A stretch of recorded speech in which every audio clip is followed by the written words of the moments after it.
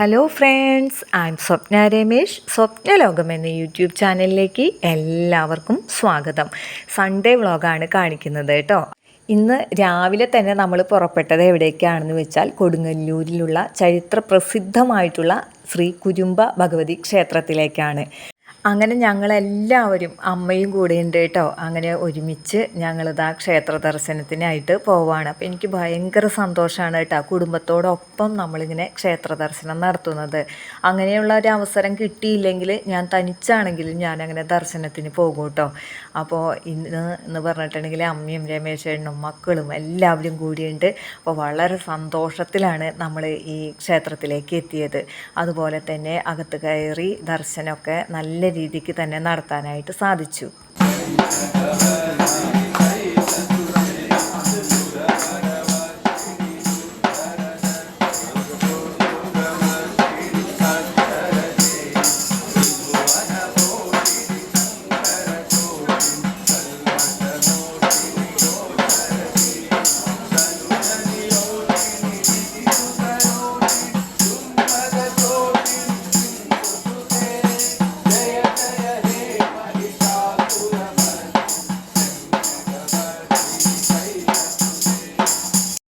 നമ്മളിൽ പലരും വിചാരിക്കുക ഏതെങ്കിലും ക്ഷേത്ര ദർശനത്തിന് പോകുമ്പോൾ ഇന്ന കാര്യങ്ങളൊക്കെ നമ്മൾ പ്രാർത്ഥിക്കാനായിട്ടാണ് പോകുന്നത്, അതെല്ലാം ഭഗവതിയോട് അല്ലെങ്കിൽ ദേവനോട് എണ്ണി എണ്ണി പറയണം എന്നൊക്കെ വിചാരിച്ചിട്ട് പോകുന്നവരുണ്ട് കേട്ടോ.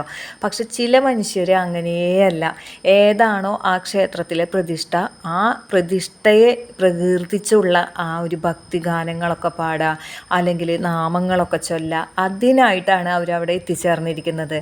അങ്ങനെ ചെയ്യുകയാണെങ്കിൽ അവിടുത്തെ പ്രതിഷ്ഠ ഏതാണോ ആ ദേവിയോ ദേവനോ ആരുമാകട്ടെ അവർ പ്രസാദിക്കും അല്ലേ.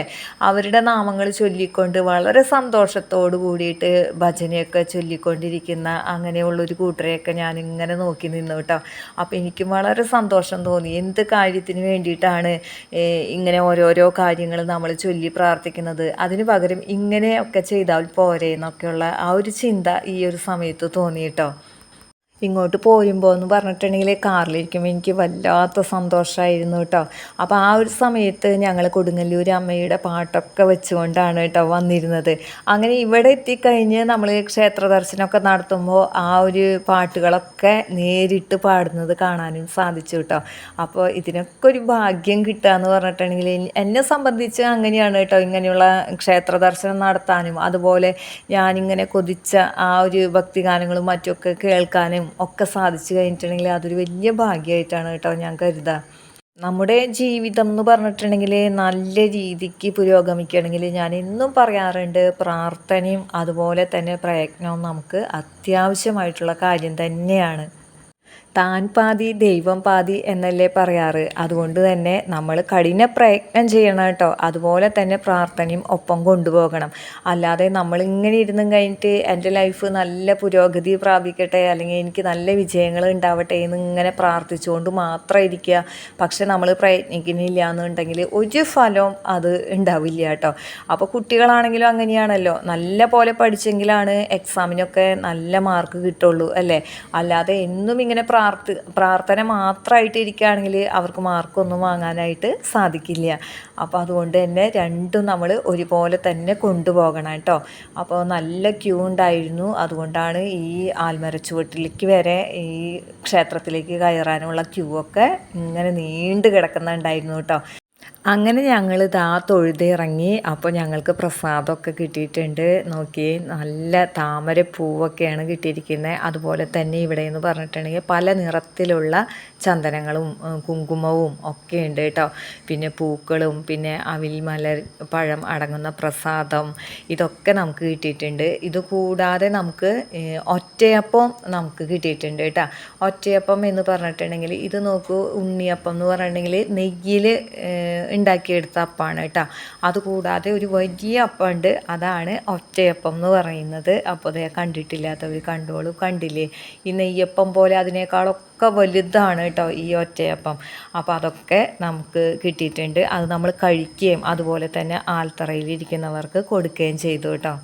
ദർശനമൊക്കെ കഴിഞ്ഞ് കഴിഞ്ഞിട്ടുണ്ടെങ്കിൽ കുറച്ച് നേരം ഇങ്ങനെ ആൽത്തറയിലൊക്കെ ഇരിക്കുകയെന്ന് പറഞ്ഞിട്ടുണ്ടെങ്കിൽ വളരെ സന്തോഷമുള്ള കാര്യമാണ് കേട്ടോ. അപ്പോൾ നമ്മൾ ഒരു തിരക്കും ഇല്ലാതെ വളരെ ശാന്തതയോട് കൂടിയിട്ട് ഇങ്ങനെ ഇരുന്നും കഴിഞ്ഞ് അമ്പലവും ചുറ്റൊക്കെ ഇങ്ങനെ വീക്ഷിച്ചു കേട്ടോ. അതിന് ശേഷം എന്താ നമ്മൾ അമ്പലപ്പറമ്പിലുള്ള ഈ പാവ വള അങ്ങനെയൊക്കെയുള്ള കാര്യങ്ങളിലേക്കൊക്കെ കാണാനായിട്ട് വന്നിരിക്കുകയാണ് കേട്ടോ. അപ്പോൾ മുത്തും ചിഞ്ചും കൂടിയിട്ട് ഇങ്ങനെ മോതിരവും അതുപോലെ തന്നെ ക്ലിപ്പ് സാധനങ്ങളൊക്കെ ഇങ്ങനെ നോക്കുകയും ഒന്ന് രണ്ടെണ്ണം വാങ്ങുകയൊക്കെ ചെയ്തു കേട്ടോ. അപ്പോൾ നല്ല രസമാണല്ലേ നമ്മളിങ്ങനെ അമ്പലത്തിലൊക്കെ വരുമ്പോൾ ഇതൊക്കെ ഒന്ന് നോക്കി പോയില്ലെങ്കിൽ എന്താ രസമുള്ളത്. അതിനൊക്കെ ശേഷം ഞങ്ങൾ ഒരു ഹോട്ടലിലേക്ക് കയറിയിരിക്കുകയാണ്. അപ്പോൾ നമുക്ക് ഇവിടെ ഈ അമ്പലത്തിന് ചുറ്റുമുള്ള ആ ഹോട്ടലുകൾ എന്ന് പറഞ്ഞാൽ വെജ് തന്നെയായിരിക്കും കേട്ടോ. അങ്ങനെ ഞങ്ങൾ മസാല ദോശയാണ് ഓർഡർ കൊടുത്തിരിക്കുന്നത് കേട്ടോ. അങ്ങനെ ഞാൻ മസാല ദോശ കണ്ടപ്പോൾ അതിൻ്റെ ഉള്ളിൽ കറി ഉണ്ടെന്ന് തോന്നില്ല കേട്ടോ, അതുപോലെ പതിഞ്ഞാണ് ഇരിക്കുന്നുണ്ടായിരുന്നത്. അപ്പോൾ പിന്നെ എനിക്ക് ആകെ ഡൗട്ടായി. അങ്ങനെ കിട്ടിയ പാടെ ഞാനിങ്ങനെ തുറന്നു നോക്കി കേട്ടോ, കാരണം രമേശ് ചേട്ടൻ പ്ലെയിൻ ദോശയാണ് ഓർഡർ ചെയ്തിരിക്കുന്നത്. ഇനി എനിക്കെങ്ങാനും തെറ്റി കിട്ടിയോ എന്നറിയാൻ വേണ്ടിയിട്ടാണ് കേട്ടോ. അപ്പോൾ അങ്ങനെയൊന്നും ആയിരുന്നില്ല. അങ്ങനെ നല്ല ടേസ്റ്റുള്ള മസാല ദോശയും അതുപോലെ തന്നെ കോഫിയും ഓർഡർ ചെയ്തിട്ടുണ്ടായിരുന്നു. അതൊക്കെ ഇന്ന് ഇങ്ങോട്ട് പോരുന്നത് കൊണ്ട് തന്നെ വെളുപ്പിന് തന്നെ എഴുന്നേറ്റിട്ടുണ്ടായിരുന്നു. ചോറും സാമ്പാറും പപ്പടമൊക്കെ വറുത്ത് വെച്ചിട്ടാണ് കേട്ടോ നമ്മളിങ്ങോട്ട് വന്നത് തന്നെ. കാരണം ചെന്ന പാടെ തന്നെ വീണ്ടും അങ്ങനെ ജോലികളൊന്നും ചെയ്യാനായിട്ട് എനിക്ക് അങ്ങനെ ഇഷ്ടമല്ല കേട്ടോ. അതുകൊണ്ടാണ് ഒക്കെ കഴിച്ചു വെച്ചിട്ട് നമ്മളിങ്ങോട്ട് വന്നത്. അങ്ങനെ ഫുഡൊക്കെ കഴിച്ച് നമ്മൾ സന്തോഷമായിട്ട് ഉല്ലാസമായിട്ട് വീട്ടിലേക്ക് മടങ്ങി പോവാണ് കേട്ടോ. അപ്പോൾ ഞാനിങ്ങനെ പാലം ഒക്കെ എത്തുമ്പോൾ പറയും കേട്ടോ, രമേശ് ചേട്ടാ സ്ലോ ആയിട്ട് ഓടിച്ചാൽ മതി, എനിക്കിതൊക്കെ കാണാൻ വേണ്ടിയിട്ടാണ് എന്നൊക്കെ പറയും കേട്ടോ. അപ്പോൾ ഈ കൊടുങ്ങല്ലൂർ ഒക്കെ പോകുന്ന സമയത്ത് നല്ല പോലെ വെള്ളവും പുഴയും പാലവും ഒക്കെ കാണാനായിട്ട് പറ്റും. വീട്ടിൽ ചെന്നപ്പോഴുണ്ടല്ലോ നമ്മുടെ തൊട്ടയൽവക്കമായിട്ടുള്ള ശോഭേച്ചിയും മകനും പേരക്കുട്ടികളും എല്ലാവരും കൂടിയിട്ട് പഴനിക്ക് പോകാനായിട്ട് നമ്മുടെ വീട്ടിലേക്ക് വന്നിരിക്കുകയാണ് കേട്ടോ. അതായത് അങ്ങോട്ട് നേർച്ചയിടാനുള്ള എന്തെങ്കിലും കാശൊക്കെ ചോദിച്ചുകൊണ്ട് വന്നിരിക്കുകയാണ് കേട്ടോ. അത് അവരുടെ നേർച്ചയാണ്. അപ്പോൾ ഞങ്ങൾക്ക് ഭയങ്കര സന്തോഷമായിട്ടാണ്. ഹരഹരോ ഹരഹര എന്നൊക്കെ പറഞ്ഞ് ഞങ്ങൾ ക്യാഷൊക്കെ ഇട്ട് അവരെ യാത്രയാക്കിയിട്ടാ.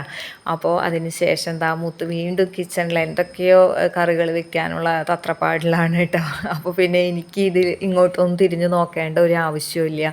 കാരണം ഞാൻ ഓൾറെഡി സാമ്പാറും പപ്പടമൊക്കെ ഉണ്ടാക്കി വെച്ചിട്ടാണല്ലോ പോയത്. അപ്പോൾ മുത്താണെങ്കിൽ മസാലക്കറിയൊക്കെ ഉണ്ടാക്കാനായിട്ട് നോക്കുകയാണ് കേട്ടോ. അങ്ങനെ ഊണൊക്കെ കഴിഞ്ഞ് ഒന്ന് റെസ്റ്റൊക്കെ എടുത്ത് അതിന് ശേഷം നമ്മുടെ കോഴിമക്കളെയൊക്കെ അഴിച്ചു വിട്ടിട്ടുണ്ട് കേട്ടോ. അപ്പോൾ ഒരു ഉച്ച തിരിഞ്ഞ സമയമാണെങ്കിലും നല്ല മഴക്കാര് വന്നും കഴിഞ്ഞ് മാനം ഇങ്ങനെ ആകെ മൂടി കെട്ടി നിൽക്കുകയാണ് കേട്ടോ. അപ്പോൾ ഇപ്പോൾ 2-3 ദിവസമായിട്ട് രാത്രി മഴയുണ്ട്, പക്ഷെ പകൽ അങ്ങനെ മഴ പെയ്തിട്ടില്ല. പക്ഷെ ഇന്ന് ഇത്തിരി നേരത്തെ തന്നെയാണ് പകലേ കൂട്ടി ഇങ്ങനെ മഴക്കാരൊക്കെ വന്ന് നിറയാണ് കേട്ടോ. അപ്പോൾ കോഴിമക്കൾ തിന്നുന്നതൊക്കെ നോക്കി തൂണിൻ്റെ പിന്നിൽ ഇങ്ങനെ ചിഞ്ചിരിക്കുന്നുണ്ട് കേട്ടോ. അപ്പം മൗഗ്ലിക്കാണ് സാധാരണ ഇതുപോലെ ഒരു സ്വഭാവം, ഒളിച്ചിരുന്നും കഴിഞ്ഞിട്ട് ചാടി വീണ് കോഴിമക്കളെയൊക്കെ അങ്ങോട്ട് പേടിപ്പിക്കൽ. ഇന്നിപ്പോൾ ചിഞ്ചുവാണ് കേട്ടോ ഇവിടെ ഇരിക്കുന്നത്. മാനത്ത് മഴക്കാരിങ്ങനെ നിറഞ്ഞു നിൽക്കുന്നത് കണ്ടപ്പോൾ അമ്മ വേഗം തന്നെ അയ്യോ ഇപ്പം മഴ പെയ്യുമായിരിക്കും എന്നും പറഞ്ഞു കഴിഞ്ഞ് ഇന്ന് നേരത്തെ തന്നെ മുറ്റമടിക്കണം എന്നൊക്കെ പറഞ്ഞിരിക്കുകയാണ് കേട്ടോ. അപ്പോൾ ആ നമ്മുടെ ഓപ്പോസിറ്റ് പറമ്പിലെ ചക്ക മൂത്ത് കറുത്ത് തുടങ്ങിയിട്ടുണ്ട് കേട്ടോ. പക്ഷെ അത് കേടാണെന്നാണ് പറയുന്നത്. അങ്ങനെ അമ്മ മുറ്റമൊക്കെ അടിച്ച് വരാനായിട്ട് പോവാണ്. അപ്പോൾ അധികം ചവറൊന്നുമില്ല അടിക്കണ്ടെന്ന് പറഞ്ഞാലും അമ്മ സമ്മതിക്കുന്നില്ല കേട്ടോ. അങ്ങനെ ഉള്ള ചവറ് എത്രയാണോ ഉള്ളതെന്ന് വെച്ചാൽ അതൊക്കെ അമ്മ ഇങ്ങനെ എടുത്തും കഴിഞ്ഞിട്ട് വേഗം അമ്മയ്ക്ക് അതൊന്ന് കത്തിച്ചാലേ സമാധാനമാവുള്ളൂ കേട്ടോ. ഇന്നലെ ആണെങ്കിൽ നമ്മൾ ചെടികൾക്ക് ചകിരിച്ചോറൊക്കെ ഇട്ട് കൊടുത്തതല്ലേ. അപ്പം ഞാനതൊക്കെ നോക്കാൻ വേണ്ടി ഇതിലേ നടന്നപ്പോൾ ചെടികൾക്കിടയിൽ നല്ലൊരു അനക്കം കേട്ടോ. അപ്പോൾ എനിക്ക് ആദ്യം പേടി തോന്നി, പിന്നെ സൂക്ഷിച്ച് നോക്കിയപ്പോൾ നമ്മുടെ ഗാർഗിക്കോഴി വീണ്ടും മുട്ടയിടാൻ വേണ്ടിയിട്ട് അതേ സ്ഥലം തന്നെ തിരഞ്ഞെടുത്തിരിക്കുകയാണ് കേട്ടോ. അപ്പം ഞാൻ കണ്ടില്ല എന്നുള്ള ഭാവത്തിൽ ഞാനിങ്ങനെ നീങ്ങി ഇങ്ങനെ നടന്നു. നമ്മുടെ വീട്ടിലാണെങ്കിൽ ഈ വാളരിപ്പയർ കയറിയിരിക്കുന്ന വെള്ള പൂമരത്തിലാണ് കേട്ടോ ഈ പക്ഷിക്കൂടുള്ളത്. അപ്പോൾ ഈ നമ്മുടെ മൗഗ്ലിക്കാണെങ്കിൽ ചോറൊക്കെ കൊടുത്തു കഴിഞ്ഞാൽ കുറച്ച് കഴിച്ച് കഴിഞ്ഞിട്ട് അവൻ ബാക്കി വെക്കും. അപ്പോൾ ഈ ബാക്കിയൊക്കെ നോക്കി ഇവിടെ ഇരിക്കുന്നുണ്ട് കേട്ടോ ഈ കിളികൾ. അപ്പോൾ ഇവരെന്താ ചെയ്യാന്ന് വെച്ചിട്ടുണ്ടെങ്കിൽ മൗഗ്ലി അവിടെ നിന്ന് നീങ്ങി കഴിഞ്ഞിട്ടുണ്ടെങ്കിൽ പറന്നു വന്നും കഴിഞ്ഞിട്ട് ആ ബാക്കി കിടക്കുന്ന ചോറൊക്കെ കൊത്തി കൊണ്ടുപോയി കഴിഞ്ഞിട്ട് ആ കിളിക്കുഞ്ഞിന് കൊടുക്കുന്നുണ്ട് കേട്ടോ. അപ്പോൾ അത് കാണാൻ വേണ്ടിയിട്ടൊക്കെ ഞാനിങ്ങനെ ഇതിലേ നടന്നതാണ് കേട്ടോ. ഇതൊക്കെ കണ്ടിരിക്കാനായിട്ട് നല്ല രസമുണ്ട് കേട്ടോ. അപ്പോൾ മൗഗ്ലി ബാക്കി വെക്കുന്നതുകൊണ്ട് കിളിക്കുഞ്ഞിനും കുശാല് തന്നെയാണ്. അപ്പോൾ ഈ സമയത്തും അമ്മ ഗേറ്റിൻ്റെ അവിടെയൊക്കെ ചവറിന് തീയിട്ട് നല്ല പോലെ പുകയൊക്കെ ഇങ്ങോട്ട് വരുന്നുണ്ട് കേട്ടോ. അങ്ങനെ ഇതൊക്കെ നോക്കി നിൽക്കതാ ഗാർഗിയുടെ കൊക്കലും കൂവലും കേട്ടു. ഗാർഗീനും എടുത്തു. ഞാൻ ദാ മുട്ടയും കിട്ടിയിട്ടുണ്ട് കേട്ടോ. അപ്പം ഇനി എന്തായാലും മഴക്കാരൊക്കെ ആയിട്ട് നിൽക്കല്ലേ, അപ്പം ഗാർഗീനെ നേരെ കൂട്ടിലേക്ക് അങ്ങോട്ട് ആക്കി കഴിഞ്ഞ് കോഴിക്കൂടൊക്കെ ഞാൻ അടച്ചു കേട്ടോ. ബാക്കിയുള്ളവരെല്ലാവരും വന്ന് നിൽക്കുന്നുണ്ട്. കോഴിക്കൂട്ടിൽ കയറണോ വേണ്ടയോ എന്നും പറഞ്ഞു കഴിഞ്ഞിട്ട് നിൽപ്പാണ് കേട്ടോ.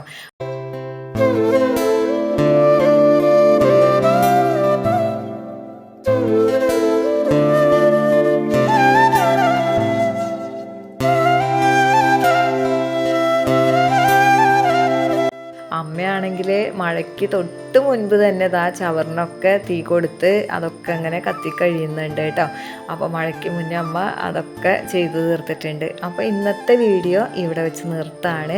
ഇഷ്ടപ്പെട്ടാൽ നിങ്ങൾ ലൈക്ക് ചെയ്യാനും കമൻറ്റ് ചെയ്യാനും ഷെയർ ചെയ്യാനും മറക്കരുത് കേട്ടോ. ആദ്യമായിട്ട് കാണുന്ന കൂട്ടുകാരെ ആരെങ്കിലും ഉണ്ടെങ്കിൽ സബ്സ്ക്രൈബ് ചെയ്ത് കാണാനായിട്ടും മറക്കരുത്. ഇനി മറ്റു ചില വിശേഷങ്ങളുമായി നമുക്ക് നാളെ കാണാം.